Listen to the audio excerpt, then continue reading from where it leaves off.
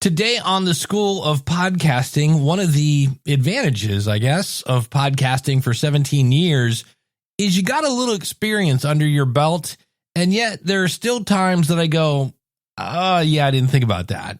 And I want to share those with you along with one of the most, oh my God, I got to tell somebody about this kind of things, and that is the saga of Terry the dentist. Wait till you hear about this. Hit it, ladies. The School of Podcasting with Dave Jackson. Podcasting since 2005. I am your award-winning Hall of Fame podcast coach, Dave Jackson. Thanking you so much for tuning in. If you are new to the show, welcome aboard. I help people plan, launch, and grow their podcast at my website, schoolofpodcasting.com. You can use the coupon code. It's LISTENER, LISTENER, when you sign up for either a monthly or yearly subscription. And I always like to start off the show with kind of a quick little tip or story. And last week, I went to a webinar on the software Descript. They're rolling out some things in the future that's going to make it super easy to edit video. I was really impressed with it. But there are a couple things about webinars I think that we all kind of go, ugh. One of the which is, hey, where's everybody from? That drives me nuts. Or if I see some people go, we're just going to give a couple more minutes for people to get here. No, don't give people a couple minutes to get here. You were here on time. I was here on time. Let's get to the content. Forget those people that are, got stuck in traffic or whatever. They can watch the replay, because what you're doing is you are ruining the replay, because you never cut that out either. You hit the replay and they're like, all right, we're going to wait a couple minutes for somebody to get here. So quit doing that. Now, the good news is this was a great webinar with the people from Descript. But here's the thing. I think we're all at times a little webinar out. And what was great about this, there was no giant pitch. It was just, hey, here's some features we're adding. They're really cool. Oh, and by the way, we're not raising our price. And it was really cool. And then there were literally thousands of people on this webinar. And the chat room is going insane. And people are asking questions. And all of a sudden, this guy comes on and he goes, hey, you're taking questions from the audience, right? And he's like, yeah, okay, well, I'm Terry and I'm a dentist and I can't get my password and I need it. And they're like, oh, well, if you just contact our support, he goes, my email is terry1971@hotmail.com. And they're like, yeah, just email support. And then they closed him out. And so they go back to take another question and another question and another question. Things are going along. Oh, the other thing was driving me nuts, and this wasn't planned. Look, when you are going to go on to somebody's show, let me give you a quick tip, since the theme of this show is kind of like, oh, yeah, I didn't know that. Put some headphones on, people. Holy cow. These are creators. These are people that use the Descript software. And I'm here to tell you, 4 out of 5 people, speaking of dentists, we're not wearing headphones, which creates this huge echo. And I was like, are you kidding me? These are content creators. They should know better. And about that time, who comes back on the screen? That's right. It's Terry the dentist. And he's like, hey, this is a thing for customers. And I don't know what kind of racket you guys are running here, but I need my password. And he starts going on and like, I'm a dentist and I will, come after you. I don't know if he's going to give us cavities or what. But, and again, they kicked Terry out of the thing. It's kind of like if you ever listen to Howard Stern, he would have his audience would call up the news. And they're like, we go now to talk about the widow who's on the set of, and somebody called like, hey, Howard Stern, Baba Booey. And I get that occasionally on live shows. But this didn't look so Baba Booey-ish, if that's even a verb. But you are kind of going like, wow, that guy is really out of it. And we're all kind of giggling at the Hotmail account, and more questions. And then this guy comes on, he's got a baseball hat on and mirrored sunglasses, and it says his name is Jerry. And then Jerry takes off his hat and his sunglasses, and sure enough, it's Terry the dentist. And at this point, you kind of know it's like, all right, they need to go and scene, because this is a plant. But it made the webinar so entertaining because the chat room is going to town on Terry and Jerry and Hotmail and AOL addresses and things of that shit. It was something that I am now telling you about because it made it fun. And then I actually put my name in the ring to get on and ask a question. And they pulled me up and I said, hey, I'm Dave. I'm not a dentist. And it made it so much fun. And so that's one of those things where I got done with that webinar and I was telling everybody, and I'm like, okay, hold on. We have somehow Descript did a great job of doing the word of mouth thing. They pushed the word of mouth button. Why? And I'm like, because I've never seen anybody purposely sabotage their own webinar and do it in a way that wasn't quite so, I don't know, morning zoo, waka waka kind of thing going on. It was entertaining, and they didn't overdo it like a bad Saturday Night Live skit where it goes on too long. He'd come on. It was just amazing. So again, sometimes if you want your audience to talk about your show, you got to get a little creative. And on the other hand, that could have epically failed. But I think they knew their audience were a bunch of content creators. We all kind of get it, and it worked. So I just wanted to share that with you just to say, sometimes we got to try stuff that might work and might not. And this worked. And consequently, I'm telling you about the Descript webinar. I'll put a link in the show notes. You can actually go back and watch it. Yeah. So we're talking about things that don't sound like a mistake, and they're not like life-threatening mistakes, but it's those things you kind of go, oh, yeah, I didn't think about that. And I hear people will send, maybe there's some sort of tool that you're using. And so you'll go, hey, go to blah, blah, blah website.com/Dave Jackson, which makes sense at the time because, hey, you really like this blah, blah, blah website. And, you went over, you signed up early, you got your name. This is great. And I am telling you, this is one of those things you go, oh, yeah, I didn't think about that. And so what I like to do now, of course, is there are a couple of different ways to do this. One, if you're using WordPress, there's a plugin called Pretty Link. I can never remember if it's Pretty Link or Pretty Links, but it's one of those. You can, if you're using Podpage under website, they have, I think it's Pretty Redirect is what they call it. I think that's in their pro version. There are things like Bitly. I'm not a huge fan of Bitly because it just sounds like you couldn't spend $10 on a domain. I like Rebrandly. So you'll see my links on occasion will be like supportthisShow.com/Roadcaster or Q2U or something like that. And what's nice about that is I can actually track how many people have clicked on it. And so I say this because I hear people now, when I started off, there was really only one voicemail system. There was the phone thing you could always get, right? You could go to podcastvoicemail.com. I'm talking about a way for your audience to leave you a message. And one of the earliest ones that came on, it's still great, is SpeakPipe. And so I could say, go to speakpipe.com/podcastcoach because that works. But what happens if something else comes along and you go, oh, and maybe it's cheaper. Maybe it does things that you want SpeakPipe to do, but it doesn't. SpeakPipe has done some new changes recently. It's always a great service, but there's a new kid in town, and it's Pod Inbox, and it's a tool very much like SpeakPipe.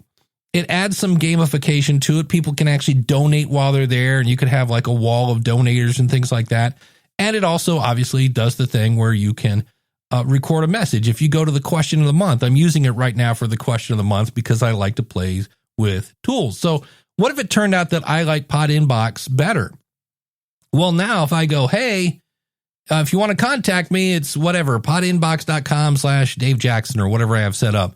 Well, that's great, except the however many episodes I'd done before. So in this case, I'm 836. And if I'd been promoting SpeakPipe, I now have 835 episodes that if you go to speakpipe.com/podcastcoach, if I had shut that down, which I didn't for the record, you're going to get this 404 thing.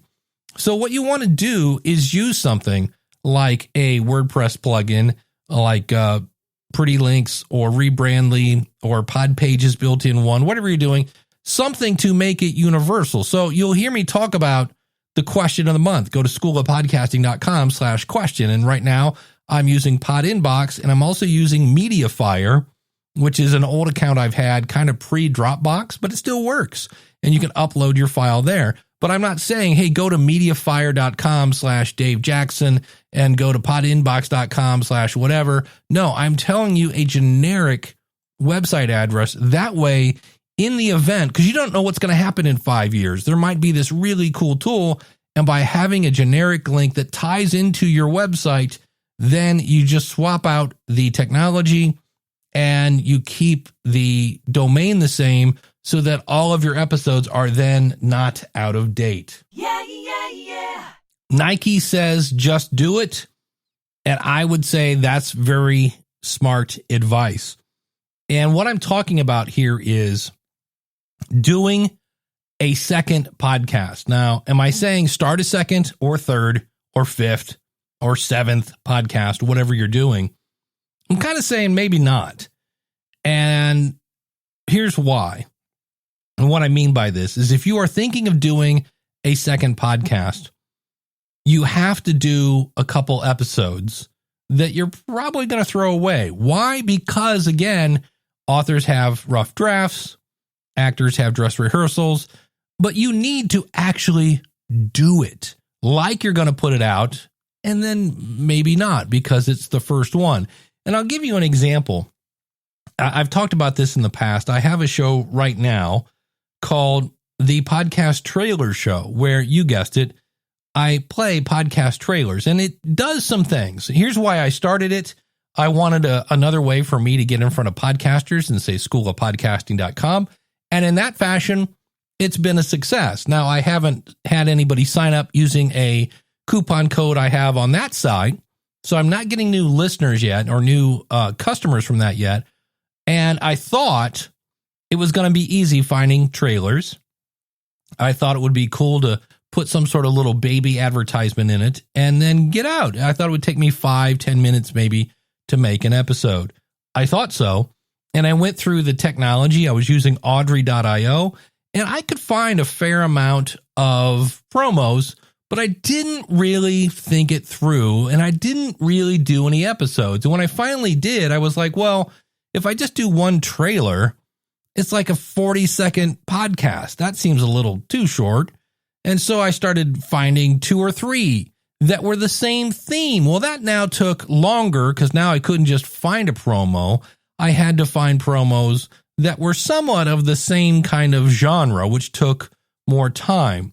Then the other thing I found out is in Audrey.io, you can go in and say, show me business podcasts that have a trailer uploaded. And it turns out that that is not always true. So it turns out the finding the promo took a little more time than I thought. But on paper, when I spent, 4 minutes going to Audrey and going, oh, look, there's a trailer. Oh, look, there's a trailer. But I didn't actually go all the way through making an episode. And so consequently, went out, bought the domain name, did this, got the media host. I said, hey, I haven't played with Red Circle yet. Let's do that. And set all these things in action. And then, again, I didn't really record an episode. I put it on paper. I said, oh, I'll have a 30-second episode. Then I'll have an ad. And then I'll have another 30-second promo. When I say episode, I'll have a 30-second trailer, 30-second ad, 30-second. Well, it turns out 30% of my episode was advertising. That didn't work because I didn't actually, well, in that case, I did it and then put it out. I didn't do it and go, let's go get some feedback on this. Because had I, people would have said, well, Dave, I don't know if you realize this, but 30% of your episode is advertising. So you kind of want to do this all the way. Like make that episode and then decide, okay, is this what I want to publish? Because I'm kind of mad at myself in a way because I didn't follow my own advice. And that's kind of what happens when you start the second, third, fourth podcast. You're like, oh, I got this podcast thing down. I know RSS feeds and Apple and Google. And so I got it. And then you run through it and you go, oh, yeah, this isn't going to work. So I am looking at that particular show essentially and going, I think I'm going to do 100 episodes. That's where I'll make my final judgment on is the show going on. Because the other thing that you don't think about is what I thought was going to take me 5 to 15 minutes to make an episode is now taking me 30 to 45 minutes, which is, more. And when you're already doing a number of shows, I am starting to now be inconsistent in publishing some of my other shows. And that's bad because those shows have fairly loyal audiences. And I was like, and what does that mean? That means, Dave, you have too many podcasts. You've done these to play with, but had I actually gone through and figured out how long does it take to get my content, how long does it take me to edit it and put it together and record it and all that stuff, how long does it take me to type in show notes, because I am amazed at how many trailers do not say their website. They just say, find me wherever you find podcasts. Well, again, silly me, I want my show description to actually have a link to the show that people just heard about. The other thing that's interesting about that particular show, most of these promos are pretty horrible. And we're going to talk about that here in a second. But when you're doing a podcast and you're like, yes, I'm ready to do this, when you record a couple episodes, we mentioned this last week about what we can learn from the movie industry, you do need to get some feedback. And if you already have one podcast, at least for me, I'm preaching to myself right now, slow your roll. Just because you know how to make a podcast, you might want to make sure you get out that podcast launch checklist, which I have one if you need it, and make sure you're dotting all your I's and crossing all your T's. In the news, Amazon rolled out their portal for podcasters, and you can go over there and claim your show. It's podcasters.amazon. I don't know why all these different portals have plurals, I guess because they want to work with more than one podcast. But you can now go over and see how many followers you have, how many plays and downloads, and how many people listen more than 5 seconds, et cetera, et cetera. And so that's great. It's always great to get more stats. And I bring that up, especially the follower count, is there are different platforms now, and I'm definitely going to do a deeper dive on this and give you different places to go where you can submit your show and buy advertising on another show. The one that recently just launched was Buzzsprout, and you can go and advertise on other shows. So let's slow our roll. What's the goal of the podcast? Because it's easy to go, well, I'm just going to give them $100 and get my 5,000 downloads and go, not 5,000 downloads, 5,000 impressions. So that's the first thing. And what is the goal of this? So if the goal is to get advertising, and realize that unless you're a really super niche show, that may not work. Although Buzzsprout is kind of showing that in some cases you're getting, I think it's $17 per 1,000 downloads. And so I jumped into this again, thinking, I'm Dave Jackson. I like to play with the new stuff. And so I went over and I made a promo for this show, and I didn't really think it through, because you have to think about what is your target audience's main goal. What do they want to do, and how is your podcast going to help? So this is the not so great promo that I put together to put on a Buzzsprout ad. The School of Podcasting with Dave Jackson. Schoolofpodcasting.com/subscribe is where you're going to find me, Dave Jackson, a 17-year podcast veteran and member of the Podcasters Hall of Fame, sharing insights on how to plan, launch, and grow your podcast. If you're looking to monetize your show, yep, we hit on that too. It's all there, schoolofpodcasting.com/subscribe, schoolofpodcasting.com/subscribe. Thanks for listening. Now back to your episode. Now, what I did right there was I sent them to a page that I want them to do. I want them to subscribe. I don't want them to listen once and then have to remember to find me wherever good podcasts are found. No, I want them to subscribe. And so that part I thought I did okay. I talked a little bit too much about me. Like, who cares how many years I've been podcasting? Tell me how you're going to help me. So that's the thing. I was like, that was a lot about me. And remember, it's always, WIFM. What's in it for them? So I should have brought up those top things that podcasters want. That's what I would have done. But the other thing that I didn't do till about halfway through the campaign was I went into podcasts.google.com. That's Apple's kind of back end. Podcasts with an S, of course, manager.google.com. That's Google's back end.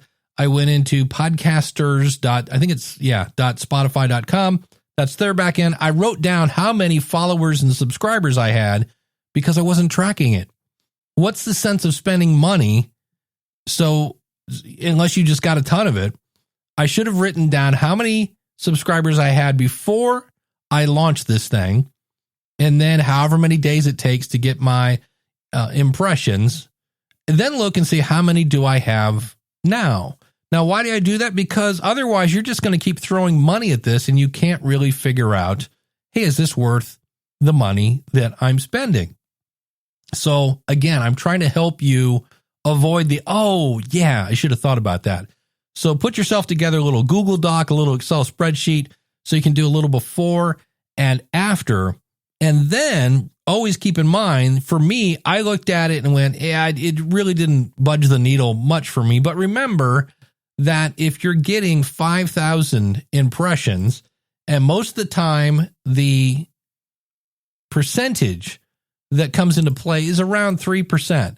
So if I do 5,000 impressions, that means I might get 3%. That would be 150 people to click through to go to schoolofpodcasting.com/subscribe. And then maybe another 3% of those will then sign up, which would be 5 people if we round it up. And the question is spending $100 worth getting 5 subscribers? Well, it is if you're using your podcast for a business, and when they sign up, you get that money back. Sure, it's worth it. But before you go, hey, this didn't work, one of the things you want to look at is there's some variables there. Number one, what page did you send them to? Was it easy to do whatever you wanted them to do? Think about that. And then look at that ad that you're sending. So in my case, I looked at it and was like, yeah, that ad was not great. That's what I get for creating an ad at probably 12:30 at night. I'm trying to go to bed. I'm in a hurry.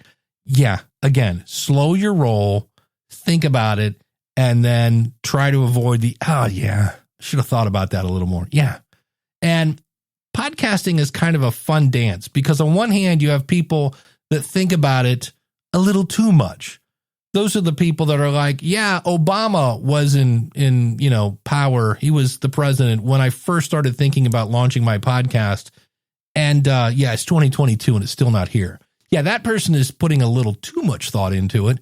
And then you have people, in this case, a little bit like me, they're like, oh, I got the podcasting thing down. And you just jump in the water and you look back and go, oh, yeah, I didn't really think about that way. Yeah. I went into Google Analytics. Now, Google Analytics can be really confusing because they measure everything.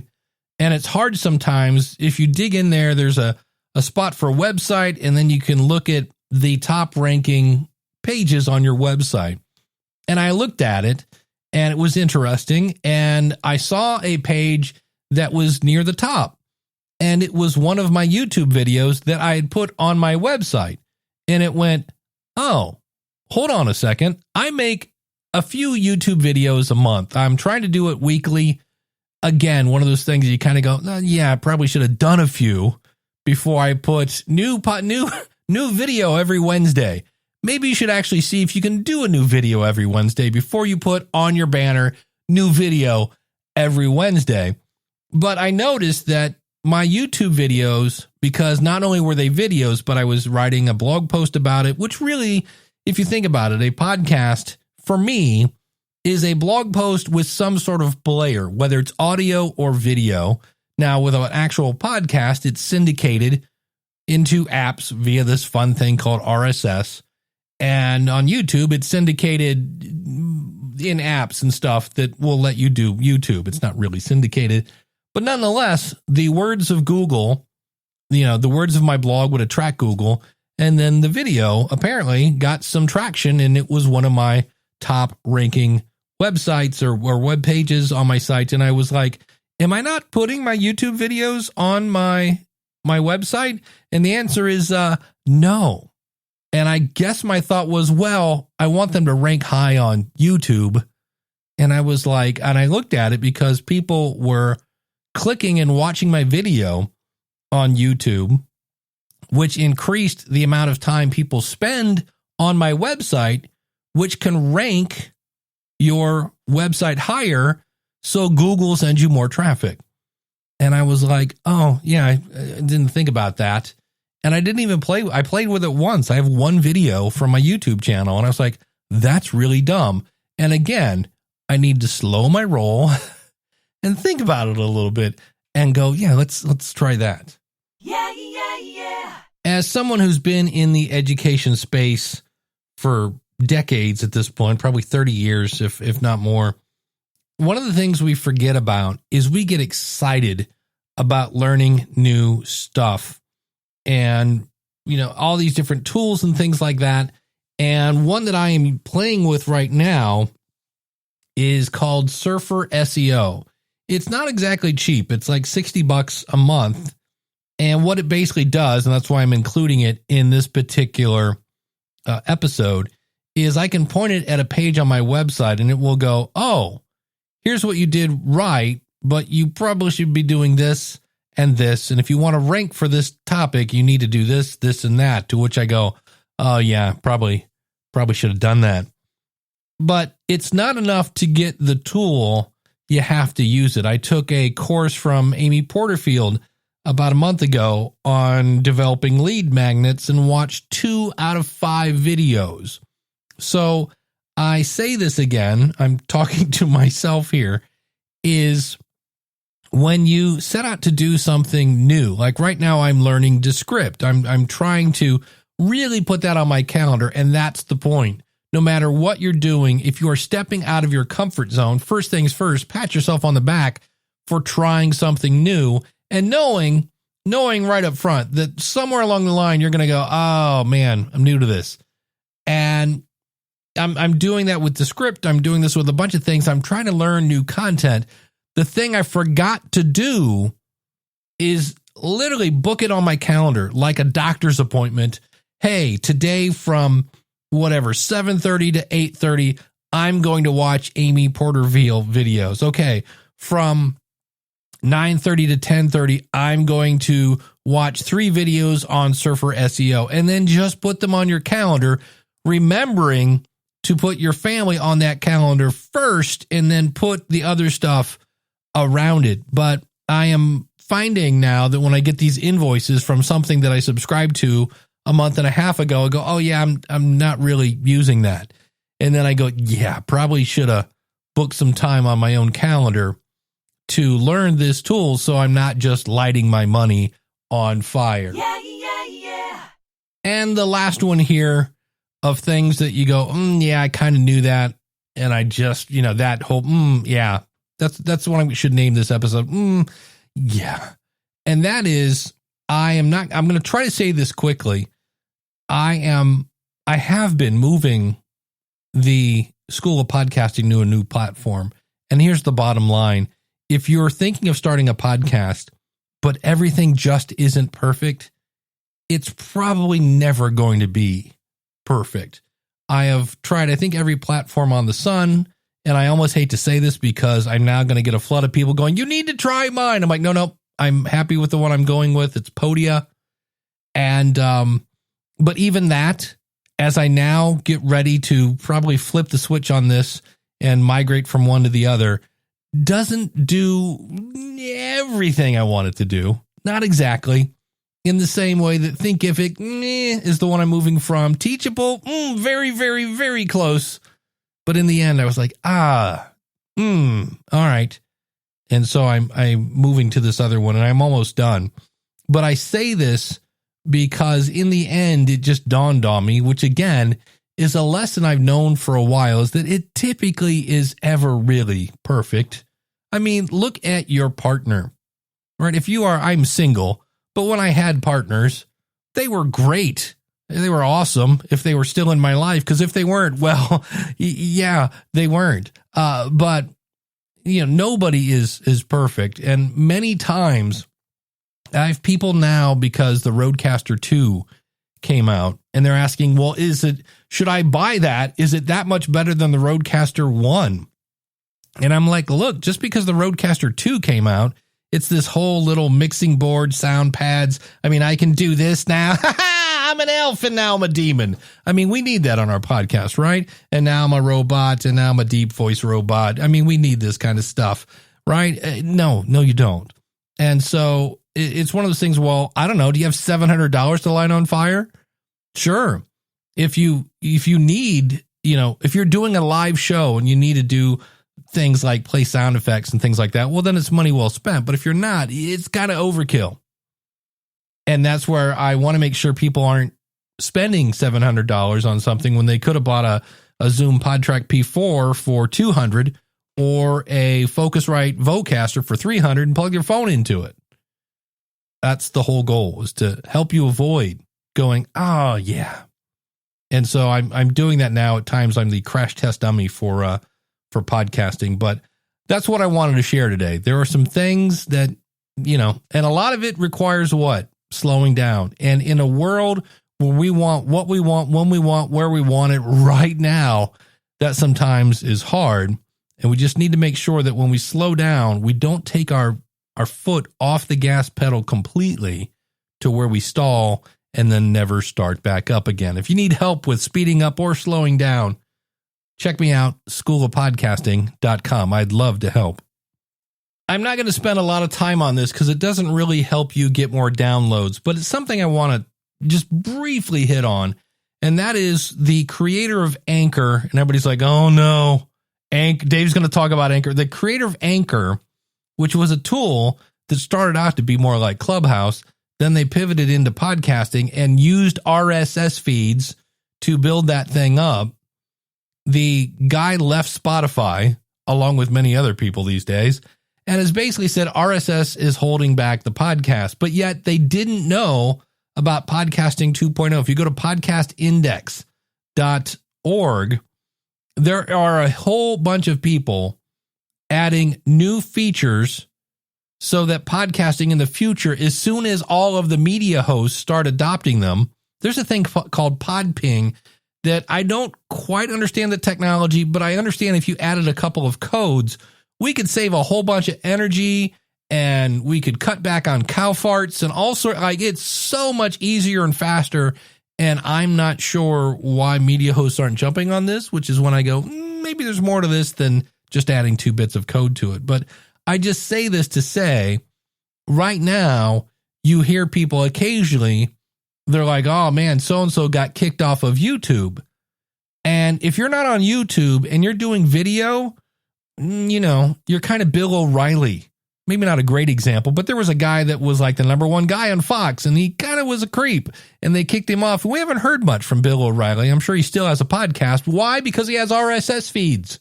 And that's the whole point, is Spotify spent all this money. There have been reports coming out saying that they haven't really got much for their money that they spent, and they're trying to dominate audio. They want to be the YouTube of audio. And I'm here to say, we don't want a YouTube of audio, so that there's one dominant force that if they decide, I don't like what you say, you're kind of, well, Bill O'Reilly.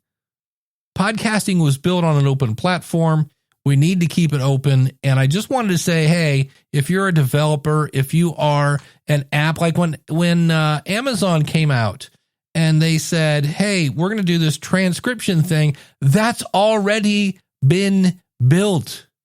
And yet the movers and shakers of the world are not familiar with podcastindex.org, where all these developers had added the guts, the code to make podcasting better. We just need apps and media hosts to start implementing them.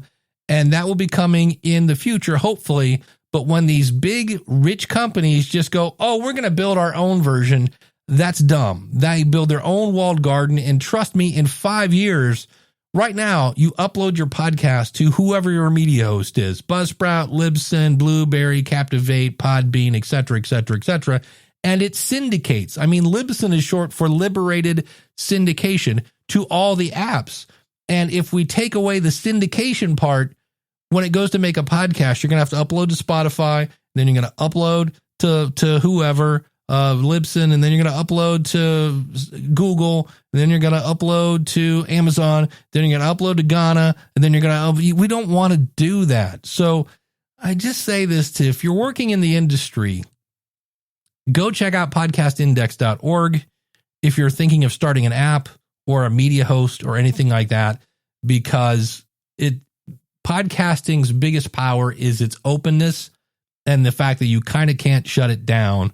And I just need to shut up or I'll start going on a soapbox even more. Coming in the future, I've got an interview with Doc G. He's got a great Because of My Podcast story. I've got some software I'm going to review. I'm going to be reviewing the new webcam from Logitech. All things coming up. You can subscribe, speaking of subscribing, at schoolofpodcasting.com/subscribe. In what other app you would like. You don't have to go search for me. You don't have to go find me. I found me and I put it right there at schoolofpodcasting.com/subscribe. Thanks so much for tuning in. I hope to see you on the inside of the School of Podcasting. Go to schoolofpodcasting.com/start. Use the coupon code LISTENER when you sign up to save on either a monthly or yearly subscription. Until next week, take care. God bless. Class is dismissed.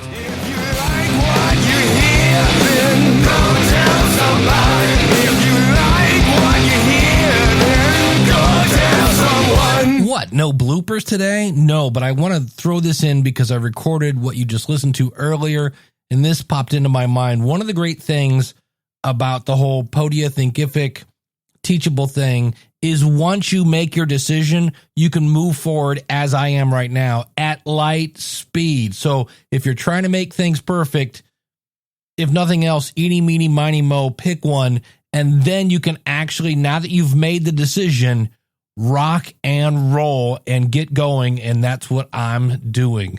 Thanks again for listening. Yeah, yeah, yeah.